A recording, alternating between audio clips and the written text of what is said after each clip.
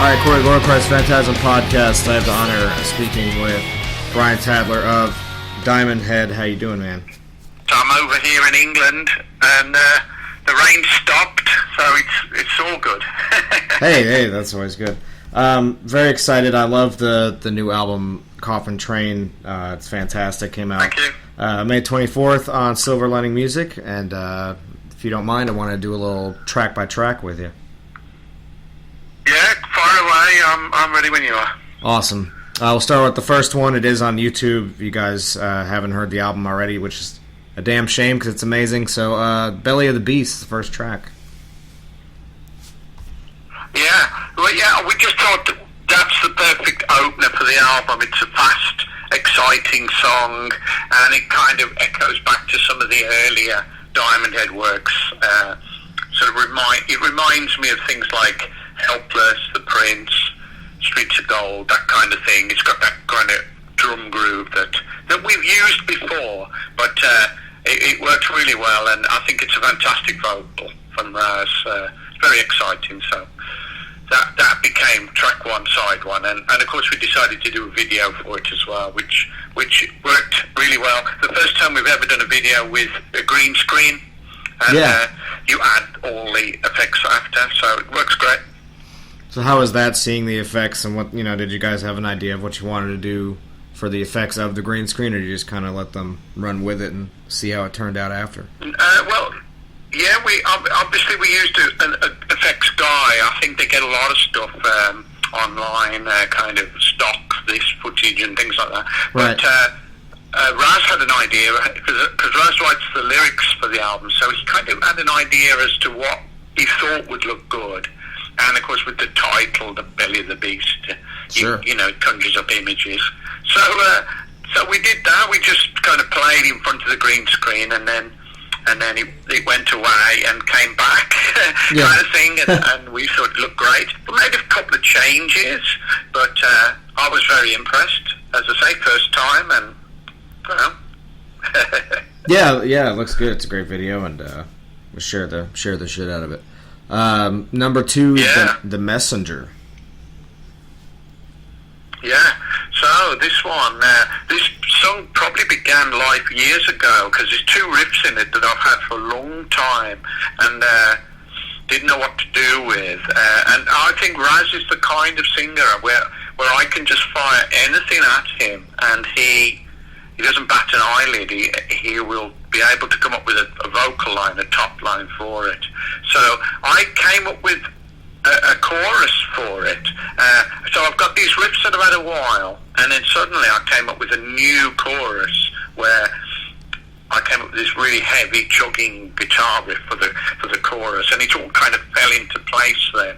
And we began working on it back in 2017, and it's come out really well. I mean, it's the second track on the album, so we're obviously, really pleased with it. We've played Belly of the Beast and The Messenger live once so far. We did a gig last Wednesday in London, awesome. And we did 3 new songs in the set, and they went down great, and they sounded great.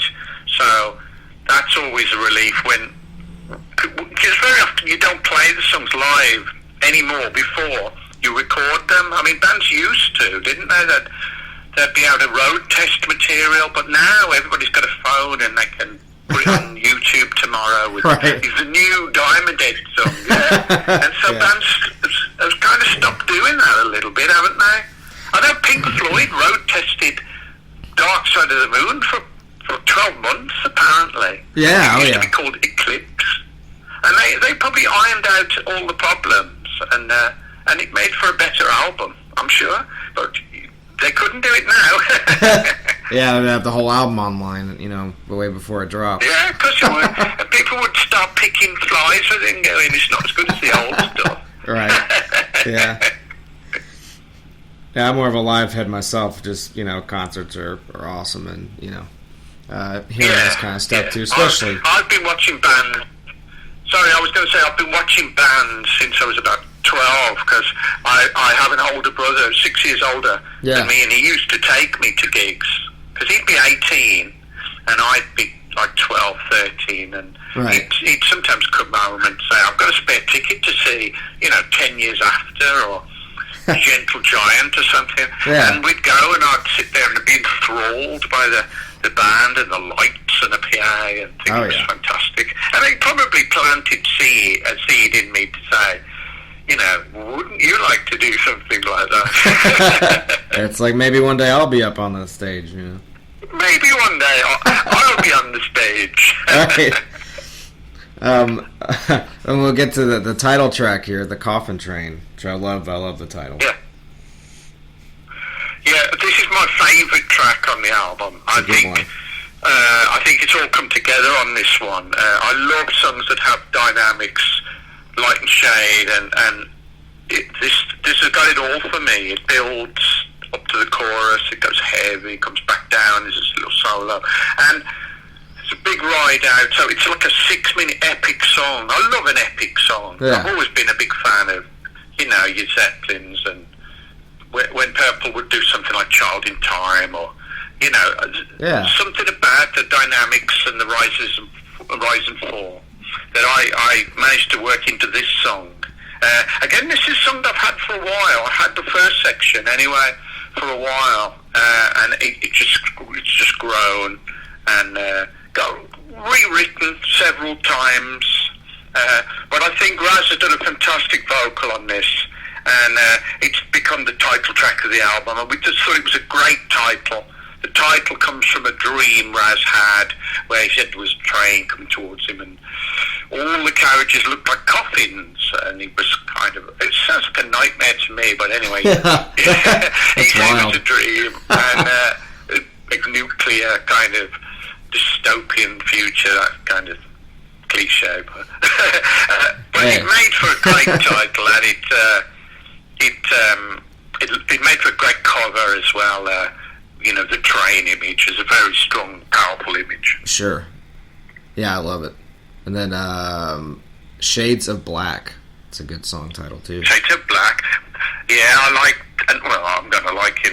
But this is a song that probably started life in 2016 in my little home studio. I've got a Pro Tools LE rig, and I would make demos, put the music down, and then I'd pass the CDs onto Raz once I've got some material to work on, and I will give him CDs and say, what do you think of this, and then we'll work it again. Very often I'll give a song to Raz and he'll say I like it, but it doesn't have a chorus. He'll say that bit's the chorus, and he goes, no, that bit's the bridge. Instead of needing the chorus. Yeah. So then we'll get our guitars and hopefully write a chorus for it.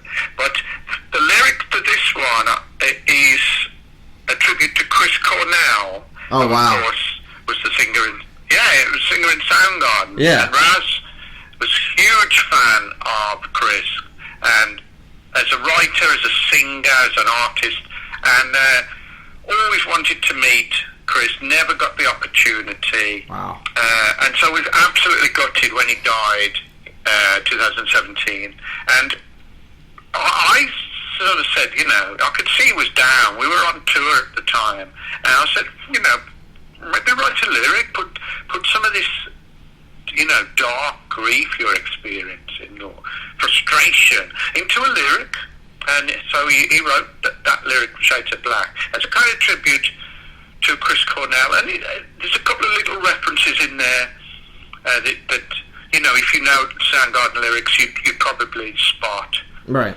All his solo stuff as well, Euphoria Morning and things like that. But he did a good job there, and I thought, fair play.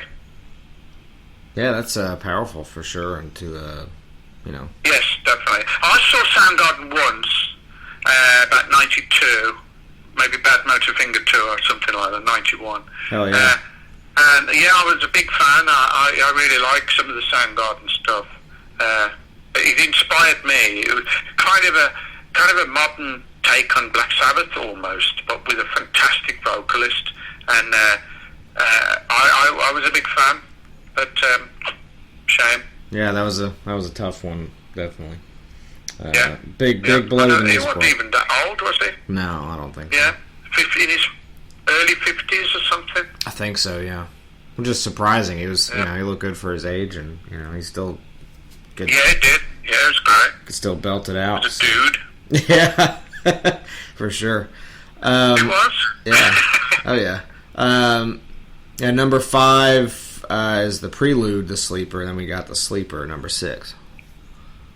Yes, that's right. So the Sleeper, the lyrics are inspired by the film Dune. Do you remember that film? Love it. About 83. I love the book. Yeah, too. love it. Oh yeah. It's a Frank Herbert book, isn't it? Yeah.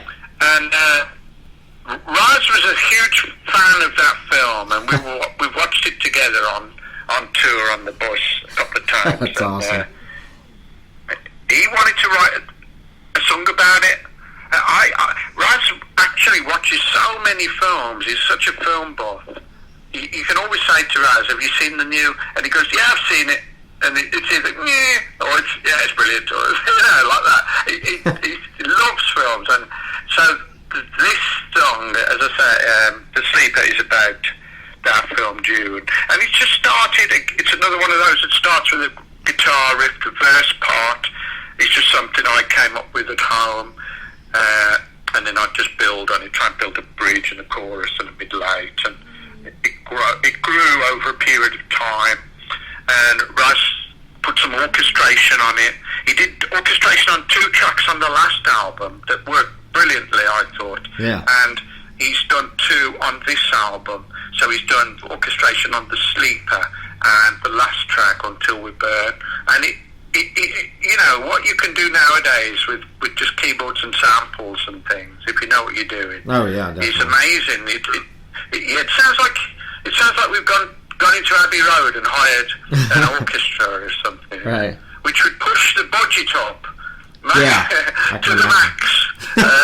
But now you can do it at home, and he's very good like that. He can play guitar and he can play piano, but he's got that kind of brain where he can work out, what the brass should do and what the strings should do and things like that. Write parts for them, not just kind of follow chords or something, but actually write, an orchestrated part for the song, and so I like that. We've also done a video for that song, but no one's seen it yet. It's really good. It's kind of a bit Dune-like within the desert and that. So that's great. That's going to be out next. That's awesome. That's badass. And then it's funny you mentioned. Yeah, it's funny you mentioned Dune because Patrick Stewart plays Gurney, and I was watching Next Generation earlier, so got the old. Oh right, yes he does. Yep, got the old. He Picard, does, yeah. It's Carl McLagan. He's in it, isn't he? Yep. And, Max von Sydow is in it. I forget. Yes, that's right. Sting's in it. That's great. It's a great film. Oh yeah. Sting, he gets a small part, doesn't he? Yeah, it's still cool. But yeah, I can go on about Dune. I love that movie. We'll stick with Coffin Train right now. You need to listen to it again with fresh ears. I'm going to now. Read the lyrics. Yeah. With the spice you see is in there. Yeah. The sleeper must awaken. The sleeper. That's amazing. That's deep inside. It's all there. Yeah.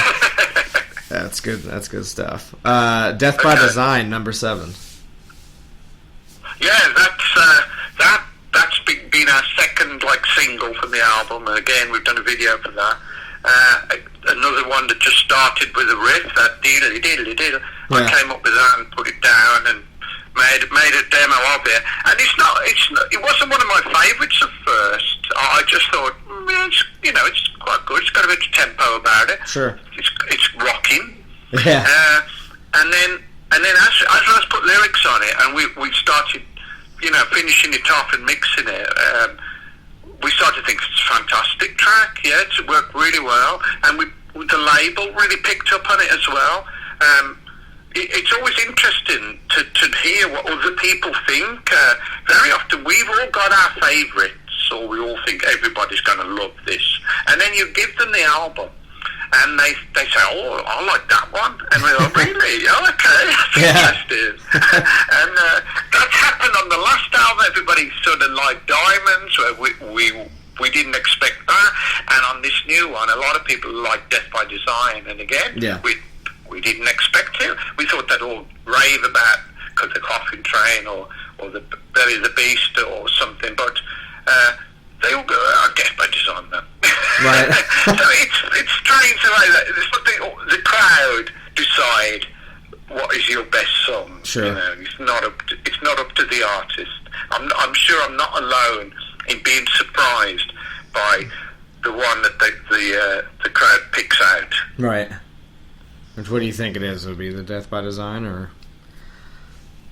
Yeah. Well, my favourite is the Coffin Train, the title track. But people have really, the label straight away said, "Oh, we like Death by Design." Okay, it's great. I don't mind. I mean, it's still a great track, but I just didn't expect that reaction.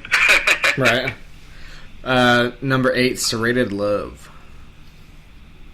Yeah, that's a big track. It's quite a long track. It's about 6 minutes again. Ends with an acoustic section and a nylon string guitar solo type thing.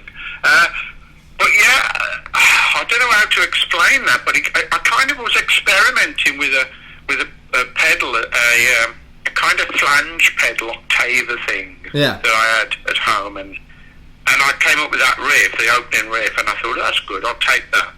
And you kind of need this pedal to make that sound, and in a way the sound inspired the riff, which I don't normally do. Normally I'm just practicing, and I'll pick up the guitar and maybe my fingers will just fall on a riff.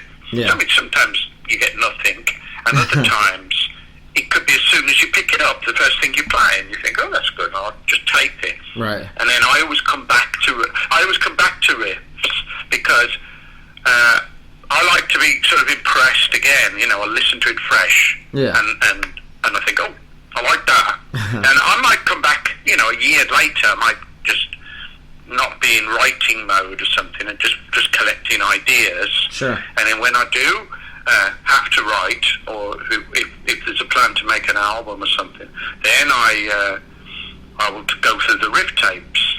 But with that one, that came from this weird sound, and I thought, I like that, and we worked on it.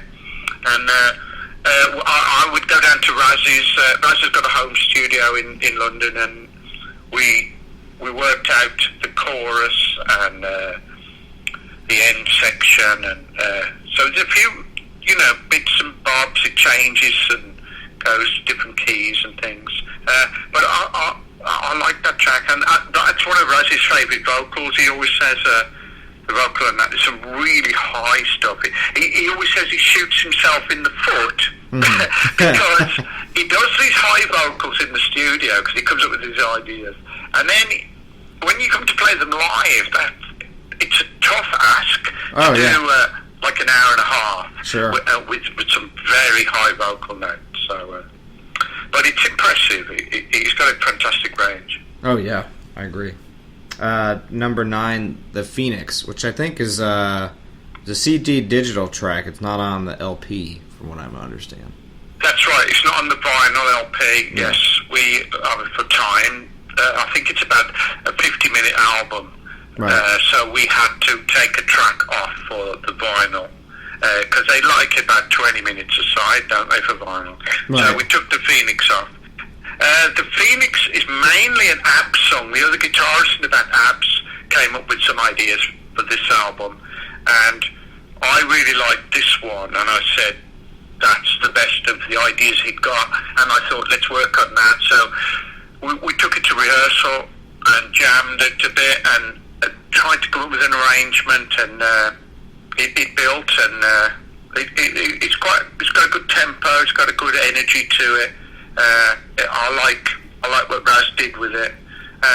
So that's coming on that track. It's a good track. We've rehearsed it, but we haven't done it live yet. So we will when we can. I mean, I don't know what else to say about that, because as I say, it's mainly an app song. He came up with most of that. Right. All I did was I come up with a few chord change ideas that I thought may help it. But he's really, obviously proud to have a song on the album. Sure. So that's an Aberley Anderson creation. Hell yeah. And the last one, Until We Burn. Yes. Yeah, that's a tiny bit slower, and I think it's got a bit more of a rolling groove, a bit more Heat of the Night, the old Diamond Head song, or something like that. And lyrically, it is about Diamond Head. It's about the story of Diamond Head and the quest, for, I don't know, success or fame or things like that. Right. Whatever it is we seek. And so this is a song that goes back to 2006, and I used to do demos of this. I've demoed this song at least 5 times, and I'm trying to get it right. Raz wanted to change the chorus, so we tried again, and it didn't sound quite right in rehearsal, but we managed to get a version that we liked. So it took a bit of time. I think it's because he doesn't hang on a riff. It's a lot of the songs rely on the guitar riff almost to propel it forward, whereas this is just chords, and it's a bit more moody, a bit more atmospheric. So it was harder to get it right and get the drums right and get it to compete really, so that it was going to be good enough to go on the album.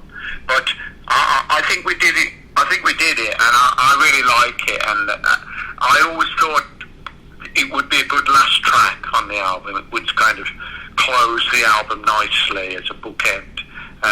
So that's what happened when we agreed the album order. I put time into everything, from the first bit of writing to the album order to the artwork to the, you name it. I'll try and oversee the whole thing and make sure it's as good as it can be. It's awesome. Yeah, it's a great way to close the whole album out. It's such a good album, and I really enjoyed it. It's got a really good vibe to it, and good.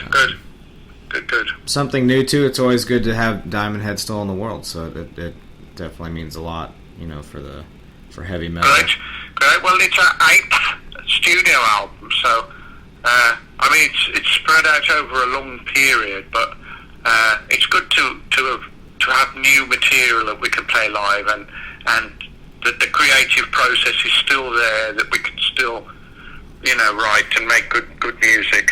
I do enjoy the creative spark and the writing. I do enjoy that part of being in a band. Oh, definitely. You guys are still at the top, in my opinion. So. Sorry, what was that? I said you guys are still at the top of that, in my opinion. I mean, Okay, thank you very much. That's nice of you to say. Hell yeah. It does become harder as you get older. I think I try not to repeat myself, and I feel like I've done so many things that it's hard to find the fire somehow. But it must be still there, because we can still seem to be able to do it. And the people, reacting, people like yourself are saying they like the album. So we must have got it right. I can only do what you sort of do an album that you like, and you just hope others like it too. That's all I can do. It's rock and roll, man. I think how that rock and roll. Yeah. And then next year, right? You're approaching the 40th anniversary of Lightning to the Nations, correct? That's true. This year is the 40th anniversary of the new wave of British heavy metal. That's awesome. Next year, yes, it's the 40th anniversary of our debut album, Lightning to the Nations, which came out in 1980. And we're probably going to be doing some shows based around that, where we'll do the whole album in its entirety, like a 40-minute section, and then you'd probably do some new songs as well and things like that. But we'll definitely be doing that next year. Awesome. It'd be daft not to. Oh yeah. It's a hell of a milestone, isn't it, to have a 40-year career, from your first album, and you're still going, you're still making new records. I think it's amazing. 40 years later, not only have a new album out, but you can look forward to next year and do a 40th anniversary. It's so cool, I think. Yeah, it sounds good. It sounds really good, and it's great to have this lineup. I'm really happy with the band as it is, with Raz and Carl and Abs and Dean. It's a fantastic lineup. It's so powerful live. We've got a gig on Friday. We're playing Hellfest in France, which is a big metal festival. Oh yeah. We've never done it before, but I've heard really good things about it. And that we're playing on Friday, and then at the beginning of August we're playing at Wacken, which is the biggest metal festival it's the in Mecca. Europe. Yeah. Yeah. So we're doing that on August 3rd. So that's going to be great as well. I'm looking forward to that. It's awesome. So you got some gigs coming up. I'm very excited for you guys to get this stuff on the road and jam away. Absolutely, play it to the people. Damn right. Yeah, bring it to the masses. That's the way to do it. Is there anything else you'd like to add in, or?